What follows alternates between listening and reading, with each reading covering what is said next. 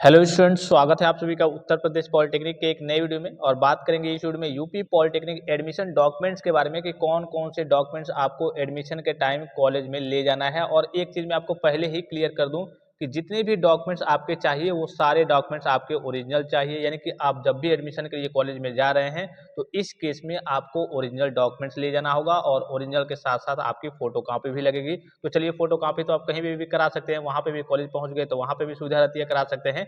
लेकिन डॉक्यूमेंट्स आपके ओरिजिनल चाहिए वहाँ पे भी आपके डॉक्यूमेंट्स चेक होते हैं, ठीक है। तो सबसे पहले तो सभी स्टूडेंट से रिक्वेस्ट करूंगा, जिन्होंने अभी तक चैनल को सब्सक्राइब नहीं किया, चैनल को सब्सक्राइब कर लेंगे, बेल आइकन को प्रेस करके ऑल पे क्लिक कर लेंगे। और जो भी स्टूडेंट टेलीग्राम चैनल को नहीं ज्वाइन किए, टेलीग्राम चैनल को ज्वाइन कर लेंगे। पॉलिटेक्निक अर्थात बीटीपी से संबंधित हर एक प्रकार के ऑफिशियल और ऑथेंटिक जानकारी सबसे पहले पाने के लिए मैं आपको बता दूं कि अब आपको पूरी जिंदगी में जी कप से कोई लेना देना नहीं है, ठीक है। जो बच्चे एडमिशन करा लिए हैं या फिर कहिए कि कराने वाले हैं, अब उनको पूरी जिंदगी में जी कप से कोई लेना देना नहीं है। अब आप BTEUP यानी कि board of technical education Uttar Pradesh में चले आए हैं, अगर आपका एडमिशन कंप्लीट हो गया है या फिर कंप्लीट होने वाला है तो, ठीक है। यहाँ देखिए, चलिए एक एक करके हम बात करेंगे, ठीक है। सबसे पहले तो रिक्वेस्ट करूंगा कि वीडियो को लाइक भी, जब भी आप वीडियो को देखने आए कम से कम एक वीडियो को लाइक कर दीजिए। और जो भी स्टूडेंट चैनल को सब्सक्राइब नहीं किए सब्सक्राइब कर लेंगे, ठीक है। देखिए, सबसे पहली चीज क्या है, आपके 10th और 12th की मार्कशीट, ठीक है। 10th और 12th की मार्कशीट, यहाँ देखिए अगर जो बच्चे केवल 10th किए हुए हैं तो जाहिर सी बात है कि उनके पास 12th की मार्कशीट नहीं होगी, तो वो 10th के लिए जाएंगे। जिनके पास 10th का और 12th का दोनों होगा वो दोनों लेकर के जाएंगे। एक यहाँ पे सर्टिफिकेट कभी कभी मेंशन रहता है, तो बच्चे कंफ्यूजन में पड़ जाते हैं कि 10th की 12th की मार्कशीट और सर्टिफिकेट से क्या मतलब होता है। जो आपके CBSE बोर्ड और ICSE बोर्ड होते हैं उनमें एक सर्टिफिकेट भी जाता है, मार्कशीट अलग दिया जाता है, सर्टिफिकेट अलग दिया जाता है। जैसे अभी आप मान लीजिए पॉलिटेक्निक में एडमिशन ले लिए ना, तो जब आप पॉलिटेक्निक पास आउट करेंगे तो पॉलिटेक्निक की फाइनल की मार्कशीट अलग होती है और एक आपको सर्टिफिकेट भी दिया जाता है, यानी कि दो चीजें दी जाती है। जो डिप्लोमा होता है तो एक डिप्लोमा का सर्टिफिकेट आपको अलग दिया जाएगा और डिप्लोमा की मार्कशीट जो फाइनल मार्कशीट होती है वो अलग दी जाती है। इसी प्रकार से CBSE बोर्ड और ICSE बोर्ड में आपका 10th में भी एक कल की मार्कशीट भी मिलती है और एक सर्टिफिकेट मिलता है। तो सर्टिफिकेट को लेकर के 10th का जब सर्टिफिकेट आ जाता है तो बच्चे कंफ्यूजन में पड़ जाते हैं कि हाँ TC की बात हो रही है क्या। TC की बात नहीं होती है, वो एक प्रकार का सर्टिफिकेट होता है, वो ICSE और CBSE बोर्ड के बच्चों को मिलता है, ठीक है। तो ये हो गया, मार्कशीट हो गया। TC और CC ऑलमोस्ट सभी स्टूडेंट्स को मालूम होगा। ट्रांसफर सर्टिफिकेट और करेक्टर सर्टिफिकेट ये काफी इंपॉर्टेंट है, काफी जरूरी है, ठीक है। ये आपका नहीं रहेगा तो इस केस में आप फंस जाएंगे।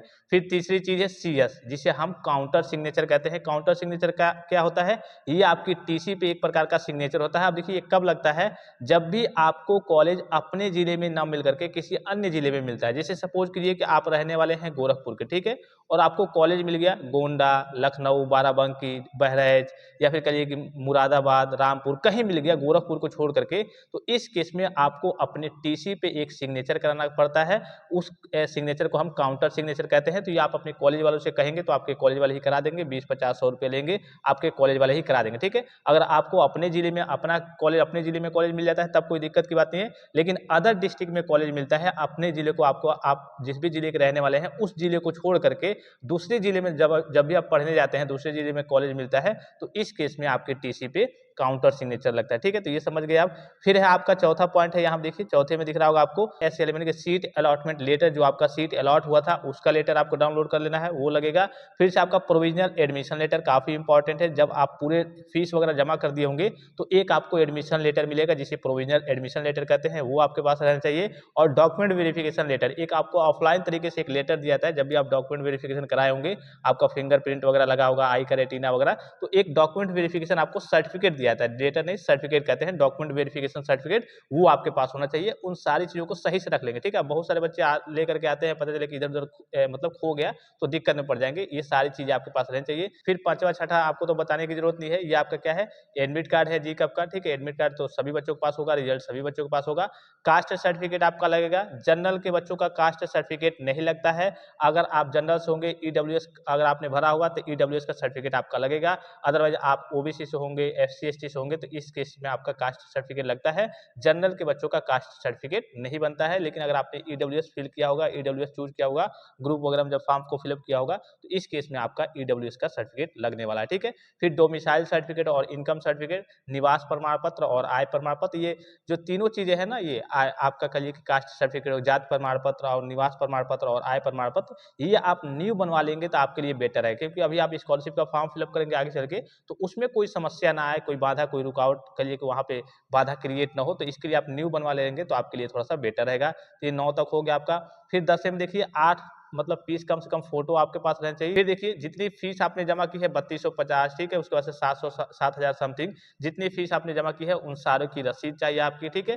फिर आईडी प्रूफ के तौर पे आपका आधार कार्ड कंपलसरी है, आधार कार्ड चाहिए, मेडिकल सर्टिफिकेट आपका चाहिए और ये आपके सीएमओ लेवल का होना चाहिए, चीफ मेडिकल ऑफिसर, जो आपके जिला अस्पताल से बनता है वहाँ का आप बनवा लेंगे। बहुत सारे बच्चे कहते हैं कि हमारा मेडिकल सर्टिफिकेट ब्लॉक वाला ही था, लग गया, अच्छी बात है। बहुत सारी जगह देखिए कभी-कभी क्या होता है, कई सारे टीचर्स ऐसे ही चेक कर देते हैं, लेकिन मान लीजिए कि जहाँ पे आप वेरिफिकेशन के लिए जा रहे हैं, एडमिशन के लिए जा रहे हैं, जिस कॉलेज में आपको कॉलेज मिला है, वहाँ के टीचर स्ट्रिक्ट हुए, तो पता चले कि वो फिर से आपको वापस कर देंगे और फिर से अगर आपको कॉलेज दूर मिला है, तो पता चले कि 1-2 दिन के लिए कि फिर आने-जाने में आपका लगेंगे, जाइए, फिर मेडिकल सर्टिफिकेट बनवाइए सीएमओ लेवल का डिस्ट्रिक्ट से जाकर के जिला अस्पताल से। तो इस केस में अब भाई ज़ाहिर-सी बात है रिस्क लेने की क्या ज़रूरत है? जब बन जा रहा है तो आपको पहले से ही बनवा कर के रख लेना है, रिस्क लेने की कोई ज़रूरत ही नहीं है, ठीक है? फिर आपका देखिए माइग्रेशन सर्टिफिकेट किनके लिए लगेगा?